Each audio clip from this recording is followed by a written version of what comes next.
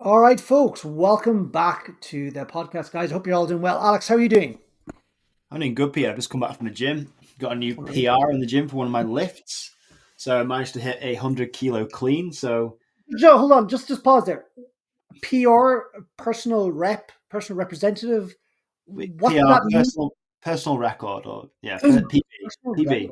personal Very best. good. So just enlighten us. What did you do? I lifted a weight off the floor on a barbell up to I can caught it on my shoulders. So I lifted 100 kilos in a barbell. That's heavy. It's quite heavy, yeah. Yeah, that is very heavy. I'm in the Heavy. gym. I'm in the gym in the morning, right? I go every morning. And literally, like I set you pull them down. Don't ask me what you call them. But you put weights on it. I set it to about 50. Maybe I'm just 50% weaker than you. 50 pounds, maybe. 50 kg. 50 kg. Okay, cool. Yeah, Nice. Nice. yeah. That's what I set it to. And maybe I should push more. But I'm like, is that dangerous? Is that pushing it too much? I'm I not. don't I'm not. actually know what you're working on, but yeah, we should do it. We should definitely do a gym session when you're next over here. But we aren't here to talk about lifting weights. Well, actually, we are. We are talking Oh, about. you are. Yeah, yeah. Reps. Yeah, we're talking about getting reps in. We're talking about people, but in a different sense. Like, do you want to introduce what we want to talk about today? Yeah, absolutely, Alex. So really what we want to do today is we were just talking about something earlier on and messenger back and forth. And really it was just about money levels and leveling up and growth, but also money. And sometimes they're connected together, sometimes they're not. And just how when you get to one level, you start feeling comfortable and that becomes the new norm. What once would have been like, wow, this is amazing, becomes normal. And then you should push on beyond that. That's kind of what I'm thinking about. You had a great analogy, Alex, and it was really about your YouTube. And that's how you kind of seen it. But do you want to touch on that? Yeah, I mean, there was a book years ago I read called. It was something about money success, Secrets of a Millionaire Mind, I think it was called. And Okay. I read it years ago, but at the time of reading this book, I don't think I was actually ready to read it.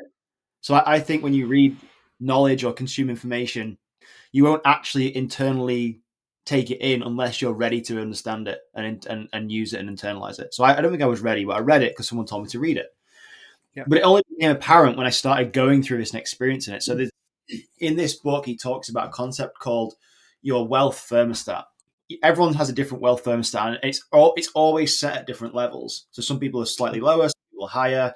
Wherever this thermostat is set, where you are right now, is how much money and how much wealth you can accumulate, and you literally, by the laws of the universe, you can't break through that until you actually break through it. So Hold on, that you doesn't make sense. I know what you're trying to say. Just try to say that again. yes, you can't. How would you actually explain it? I'll have to think of a better way to explain it, but you you have to you have to essentially you have to change your mindset around things to earn to reach another level.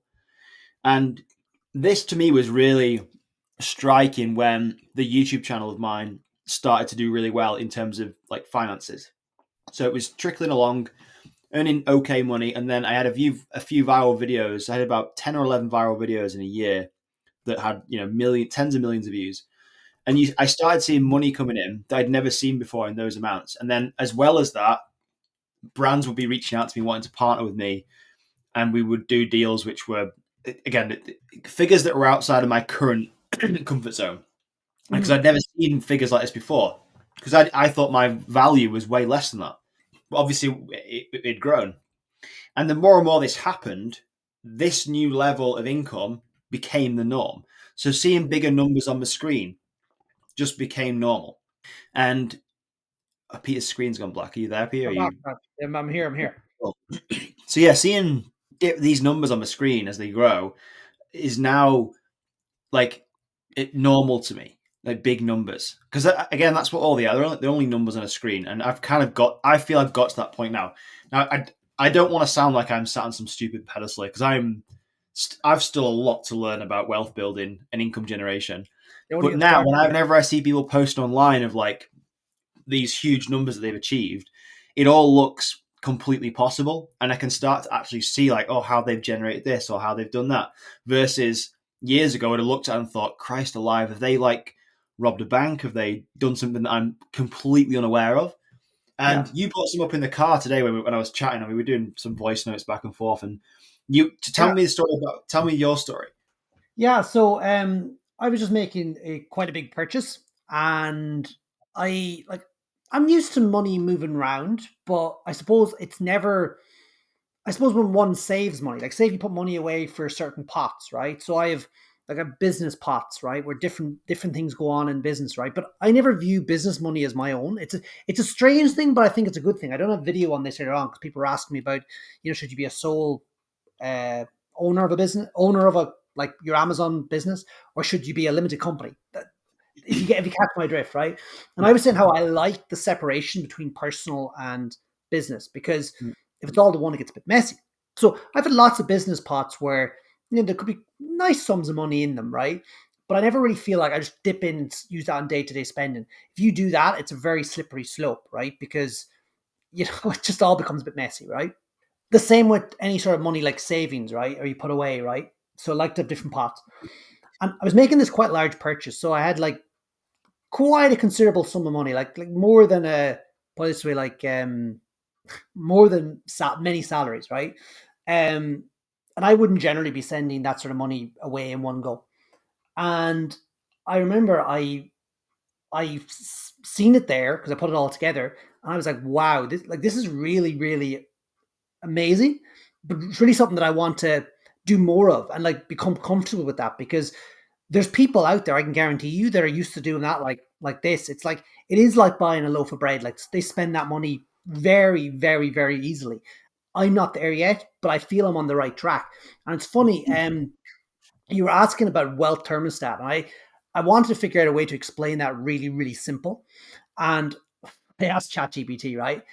The wealth thermostat is like a temperature dial for how much money you're comfortable having. If it's set low, you might feel nervous or not deserving of having lots of money. If it's set high, you're okay with earning and keeping more money. Just like you can change the thermostat temperature on your thermostat, you can change how comfortable you are with money by learning how to think positively about it and practicing good habits, like saving and not being scared to earn more. I think that's being like just accepting that you're deserving of what you get and don't like I find if you're ever in a bad mindset about money or about anything else, and you it's not like you repel it. Like, you could be doing really well in something in business or whatever, and then you're like you nearly like push away success and by Yep. default you push away money. Like that is something I've seen a lot.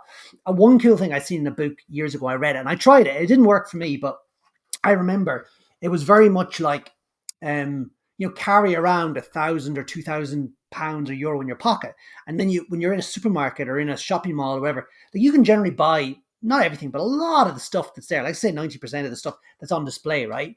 Now I tried that for a while, and this is years ago, and I remember the money was in my wallet, and I got all like like kind of crisp, like from just being there for so long. That didn't work for me at all. Like that just wasn't my thing. But for some people, that's really good at like resetting them. That hold on, they have this abundant mindset, right?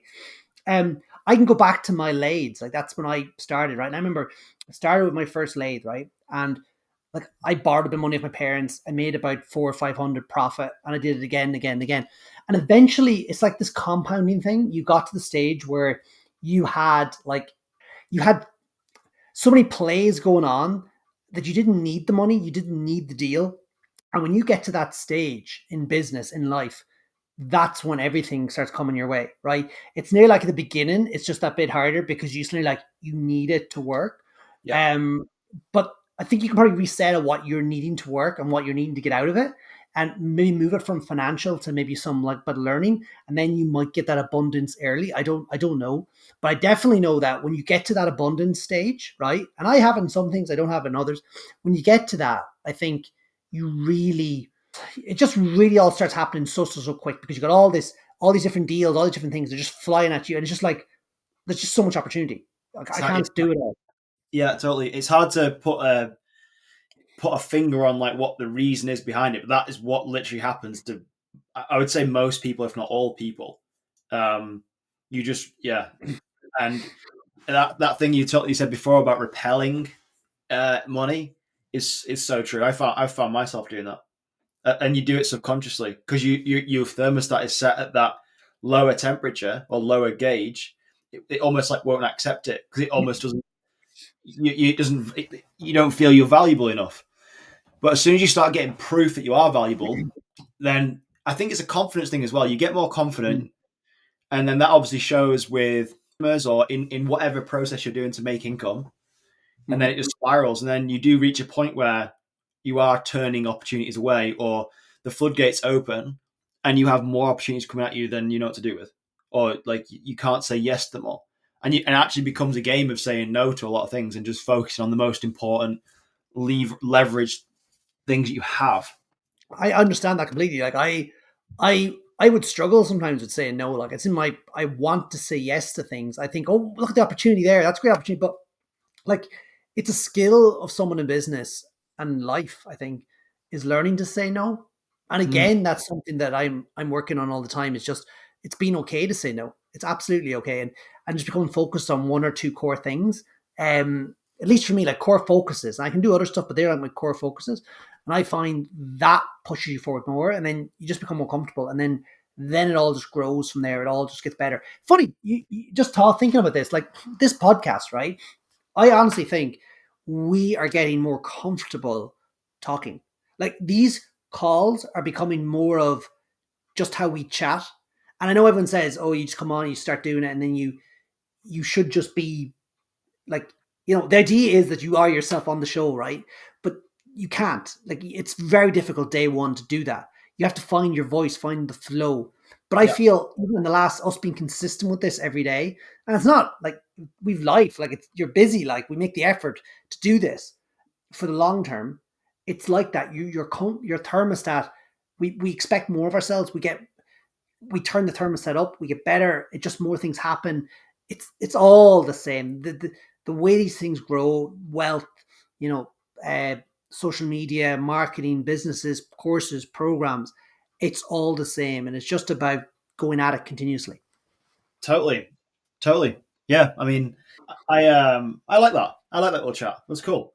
Oh, absolutely. I think it's, for everyone listening at home, like, um, this is so true for everyone listening. Like, if you can get like just 1% better every day, and this isn't meant to be all like motivational and all this sort of stuff, but this is really important when it comes to business, when it comes to being an entrepreneur. I don't know that word, it's kind of a funny word, but when it comes to doing this stuff, like doing your own thing, you just have to cut yourself some slack and just do a little bit every single day. And that's something, Alex, I think, me and you, we sometimes struggle with. Like, and I think it's important we're real on this. Like, we we sometimes struggle on being persistent. And that's not like out of it's just I don't know. Like, why do you think that happens? Like, what do you I think is think the I think that I think it's because it's this law of incremental gains.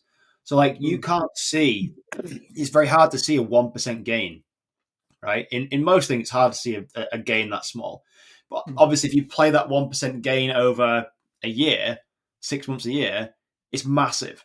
But in the moment, your brain almost defaults to doing things it can see as an increment as a bigger gain. It's like, oh, that we'll do this other thing because I can see a gain in that. I can see a visible yeah, gain of my input versus the output I get. Where versus no. If you show up every day to do whatever it is that will move the needle forward on a business or a personal project, it could be literally fucking anything. That will be way more beneficial in the long run than you ignoring that and just going off and doing something that you get an instant bit of gratification from because you can see this progress. And I have to almost pull myself back in line and regulate realize. probably. And I think we almost like need to regulate each other and be like, no, don't do that. We should definitely be showing up and doing this podcast, or definitely showing up and making a video, or fulfilling a client, or whatever that thing is. Like, make it almost like a non-negotiable till it does just feel Till it like is a normal. non-negotiable. Yeah, exactly. I mean, these podcasts now, I mean, I don't think me and you have a problem jumping on 15, 20 minutes every night or whenever we can. It's not an effort. It's not hard to jump on. We just jump on and talk about what we've been up to, or like something that we find that you guys would find it interesting and Mm, useful. And it doesn't, we're not looking for massive gains from it because again, we're playing the long run with this. We're playing the long mm. game, and this will pay off in the future. And I reckon we'll get to a point where I want to be seen as an overnight success. I want to see someone and be like, fuck, he came from nowhere. Where did he just come from? And like, you didn't see the last 5 years, we've literally been working our asses off, making those 1% gains every single day to only just pop up overnight and be like, oh yeah, look, these two guys have just appeared out of nowhere. It's just all working. Where did they learn it all? But look, Yeah. it's so funny. Like if we stopped, like say we stopped tomorrow, right? That's really something cool you said there. Say if we just stopped doing these podcasts tomorrow, right? Like our lives wouldn't change. No. But but but if we keep doing these podcasts, what happens then? That I think is the cool thing, and that is actually the power of content. Like I can see it like as clear as day. Content is just so powerful, and man, it just connects with everything. And to bring it back to the wealth thermostat, it's just like you by giving yourself and learning and practicing honing your skills like this, you will attract higher levels of wealth of business. You'll get better and better and better, and that's the thing. So, guys, hopefully we've inspired you. Don't be so hard on yourself. Yeah, don't be so hard on yourself. Look at those 1% incremental gains and look at turning that wealth thermostat up. Absolutely. All right, guys, take care. We'll chat to you soon. All right.